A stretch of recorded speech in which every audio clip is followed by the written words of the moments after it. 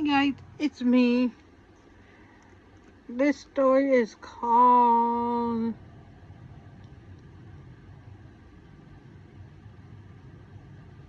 I, a 23-year-old male, found out through a friend that my girlfriend, a 21-year-old female, was 3 years in her current best friend slash childhood friend, 21-year-old male, dated for 4 years in high school. I'm ready to end things, but am I overreacting? I'll try to keep it short. I met Nicole 3 years ago around my second year of college. I'm from out of the state. I received a full scholarship to the university that we're currently at, so I didn't have any friends at the time. She was nice and took interest in me pretty quickly, and we started dating. She told me from the beginning that she had been best friends with this guy, Adam, since they were little, and they were very close, and their families were close. Which I was fine with at the time. I'm not really a judge person. I'm pretty laid back. Adam seemed like a nice guy, and I thought, who am I to really tell her who she can and can't be friends with? Anyways, they have been close even through the relationship. They go on trips together with their families, they study together, have few classes together, dinner and lunch, etc. And they have even stayed the night at each other's apartments. It was weird at first, but Trisha as well as him, and honestly, she always told me ahead of time, so I felt like it was fine. Not ideal. It never affected our relationship. We spent time together, had a great connection, all that good stuff. Nicole and Alan left on Sunday. They finished on early or something like that to head down to their family's beach house like 4 hours away from campus. They did invite me, but I have some finals left, and then I have summer courses starting nearly immediately after my finals, so I could climb, so I could prep for my final 2 courses before I graduate. I met up in the library with one of her friends in my web design class to put some finishing touches on our final project. We got on the topic of relationships, and she was telling me about how when she started dating her current boyfriend, she may have cut all contact with his ex-girlfriend, even though she wanted to remain close with him. She asked me why I didn't do the same, and I was confused. I didn't understand what she meant, and then she explained that showed me proof that Nicole and Adam had dated throughout high school. They had also went to prom together. I was pretty lost as to what to do or how to feel. I found out yesterday, and all I could think was that Adam could potentially be screwing my girlfriend at this very moment. I trusted her, but I mean, I've never seen exes hang out and be as buddy as them without hooking up before. As dense as it sounds, I almost can't wrap my head around their level of closeness and not doing it.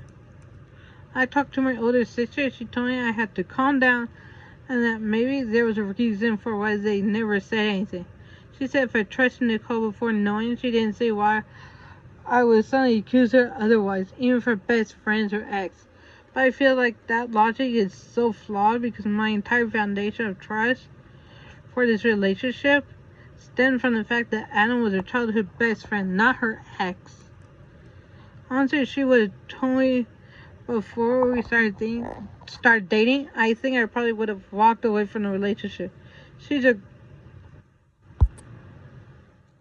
great and nice girl, but getting with someone who's still so heavily involved with her exes is a roller coaster.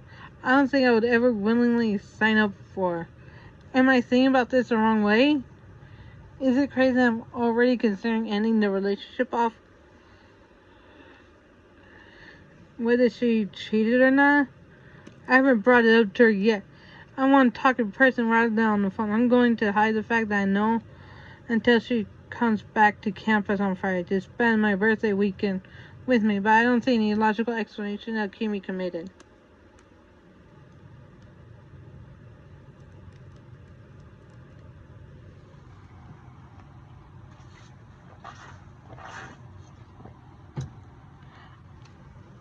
Update.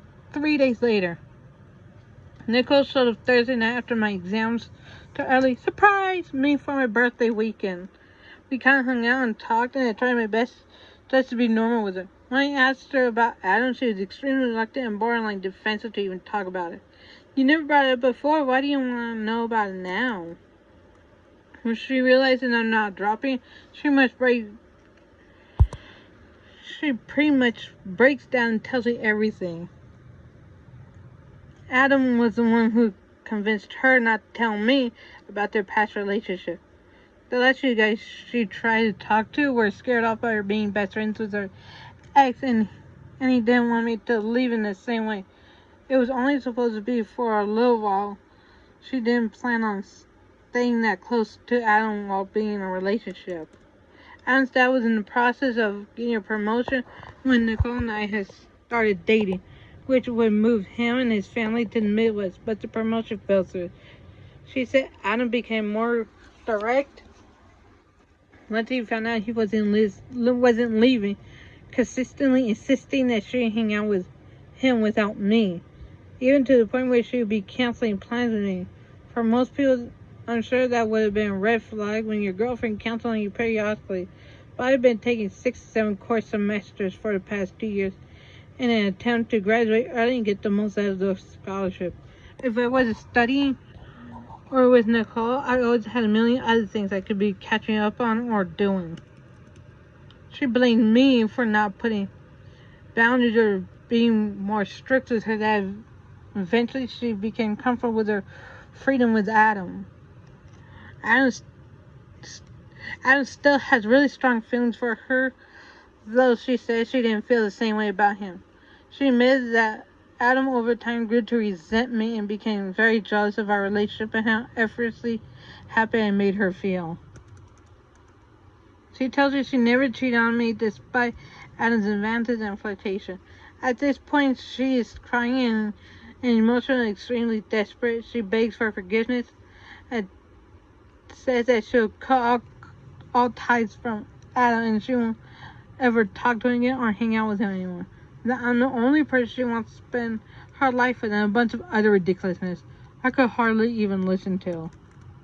I was angry and probably didn't say in the way I should have, but I told her it was a perpetual lying and deceitfulness which had made me so angry, and that was the reason I was breaking up with her. That's pretty much how it ended, with me saying she could leave. Adam sent some hateful text to me, which I ignored. Yesterday night, I was pretty much an emotional wreck. I felt ashamed, so I was angry at myself for even crying over something someone so stupid. I woke up this morning and I didn't feel nearly as bad as I thought. Spoke to my best friend about it and he really helped me put it into perspective. I'm going home tonight for my birthday weekend, and then I'll just focus finishing school and finding a job. Yay! I mean, like, it's sad that he had to end things, but hey, if he had to, he had to.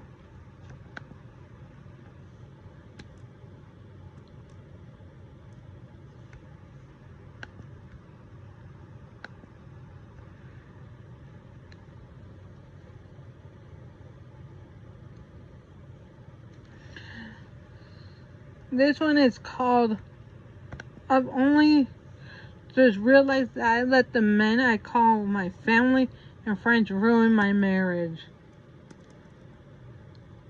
I've been divorced for almost 2 years, and a few weeks ago my father, a 67-year-old male, and my 2 brothers, 37 and 40, and 4 friends, 35-year-old male, 37-year-old male, 38-year-old male, and 41-year-old male, all very drunk, and joked about how they can't believe I left my wife. They said that they all tried to get with her since the divorce, but she had repeatedly rejected, saying it would be inappropriate and unkind to do such a thing to me. I thought that what they were saying just eased on to saying more, and once they thought I found it funny, they really opened. They had all purposely made me feel paranoid about my ex-wife cheating on me and using me, because why would a woman like her be with a man like me if it wasn't for the money I made? They often hinted at, or sometimes either directly said, that she wore the pants in the relationship, that she was only with me because I'm easily manipulated. They constantly planted negative things into my mind. If I went to talk with them about something happening in my relationship, they would put a negative twist to it, or they purposely give me bad advice. Then when I lost my job during COVID, they all hinted at how she's definitely cheating now that there's no financial benefit in being faithful to me. And I obviously trusted them and I took their words to heart and it ruined my marriage. And I frequently argued with my wife, and I was always accusing her of something or suspecting her of not really loving me. I questioned everything that was between us. I even told her bullshit, BS things like how I'm a high value man and that she needs to appreciate me. And when I was not working for 6 months, I flipped the script and started accusing her of not respecting me for not working. I was unappreciative of all her hard work and for being the one to take care of our household bills and any other bill during those 6 months of unemployment. I continued to let their words drive me into paranoia, and I started accusing her of cheating with her coworkers. Eventually, my wife had enough of my moods, constant mistrust, and accusations. She left me, and to be honest, for a long time it felt like it came out of nowhere, and so I had myself convinced she left me for another man. Now, hearing and knowing that every man I've called my family, my friends, were all my enemies who I let destroy my marriage. I actually lost my mind once they were done telling me all the ways they conspired to ruin my marriage, and we did get to blows. I cut off all contact with each and every one of them. I want to reach out to my ex and make amends and hopefully get her back. My ex-wife has agreed to meet up with me, and she doesn't know exactly what I want to discuss with her, and I don't know how to go about making amends and hopefully mending our relationship. How do I tell her how much I regret everything and I want her to give me a second chance? Is there even a chance for us? Edit. Some of y'all kept saying you took the words of your friends over your wife's, and I don't think that's a fair or complete assessment. I trusted my father and brothers. My father was the main driving force behind this manipulation campaign. And it's not often that your entire family is conspiring against you. And not only your family, but also your friends. I'm not running away from accepting the fact that it is wholly my fault and how my marriage ended. I take ownership of that. I take ownership of the fact that I accused my wife of being a cheater or a user. I regret it all. If my ex-wife doesn't accept my apology, I will accept it gracefully. If she said she never wanted to talk to me or ever get back together, I still accept it. I would not stand in the way, and I would not try to change her mind. I would wish her well and leave her be.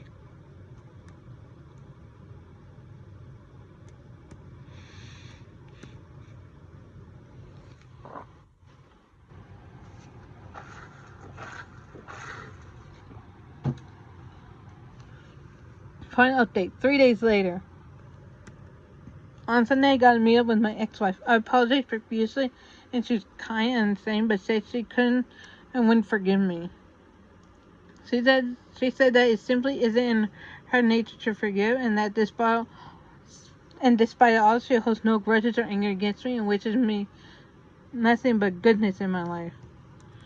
She did give me some advice and told me that I have been in an abusive relationship all my life, and that in order to heal whatever is broken in me, that I should cut out my father as he sets the tone for my treatment by the rest of my family. She had pointed out the many ways my father has hurt me or has encouraged my family to mistreat me. She said I'd always be stagnated and unhappy if I continued to associate myself with my family and former friends. I told her that I cut them out of my life and that I've got my first therapy session scheduled in a few days. She said she was proud of me for taking my first step into healing. Excuse me. Our conversation was heartfelt and emotionally devastating. I discussed the many ways our marriage had failed, as well as the abuse I experienced by my father and family. We cried the entire time. We cried a lot. We ended our conversation with a long hug, and then we said our goodbyes. Wow. Well, OP was going through abuse.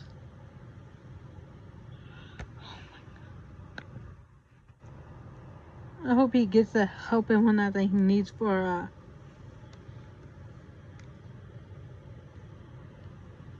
that he so desperately needs.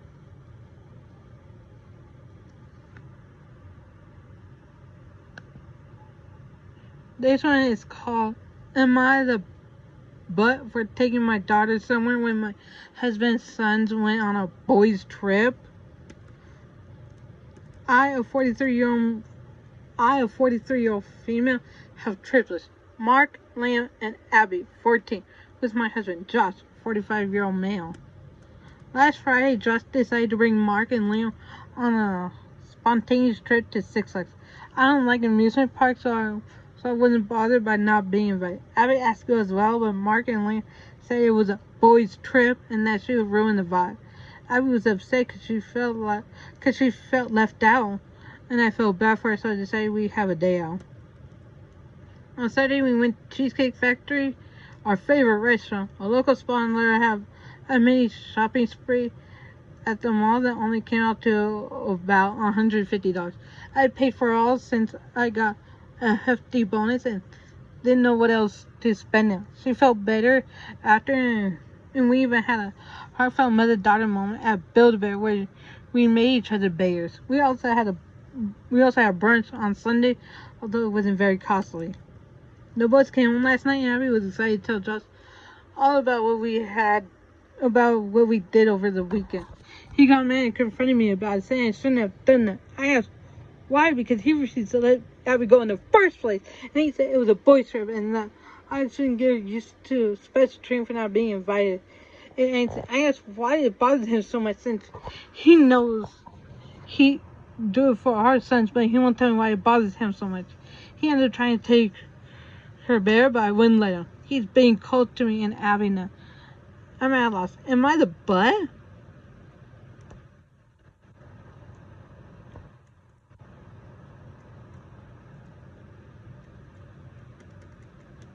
Has OP's husband acted like that before? He's never acted this way before, which is really confusing me. Did anyone else meet up with Josh, Mark, and Liam?